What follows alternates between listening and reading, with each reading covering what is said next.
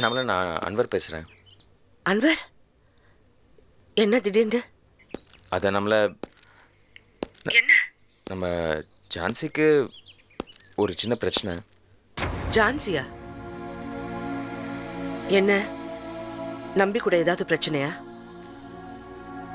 அதை நான் எப்படி சொல்கிறதுன்னு தெரியல. நம்ம எதிர்பார்க்காதது ஒன்று நடந்து போச்சு நம்மள. என்ன என்ன அன்வர்? அந்த ராஸ்கல் என்ன பண்ணா? இதெல்லாம் கேட்கணும் பார்க்கணும்னு என் தலையில எழுதி இருக்கு. என்ன அன்வர், என்னாச்சுன்னு சொல்லுங்க. அண்ணாமலை, அவங்க 2 பேருக்குள்ள என்ன தகராறு நடந்துச்சுன்னு தெரியல. வழக்கமாக சின்ன சின்ன சண்டை தான் நடக்கும். ஆனால் இப்போ இந்த அளவுக்கு போக நான் கொஞ்சம் கூட எதிர்பார்க்கல. நம்மள நம்பி நம்ம ஜான்சிக்கு டைவர்ஸ் நோட்டீஸ் அனுப்பிச்சிருக்கான். நம்மள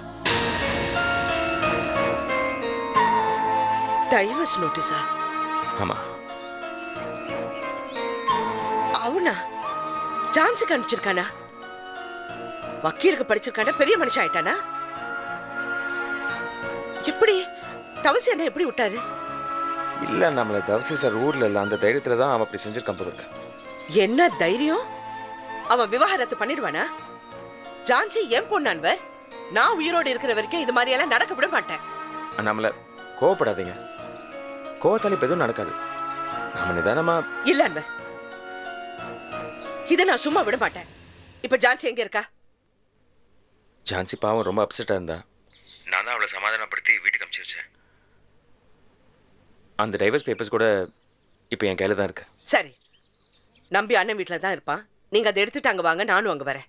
அண்ணாமலை, உங்களுக்கு உங்க அண்ணன் வீட்டுக்கு வரதுக்கு ஏதாவது பிரச்சனைனா சொல்லுங்க. நானே நம்பிக்கிட்ட ஏதாவது பேசி சமாளிச்சு நானே ஏதாவது பண்றேன். நம்மள இது என் பொண்ணு சம்பந்தப்பட்ட விஷயம். அதுக்கு காரணம் என் தம்பி. இதெல்லாம் பார்த்துட்டு நான் சும்மா இருக்க மாட்டேன். நீங்க உடனே வாங்க, என்ன நடந்தாலும் சரி.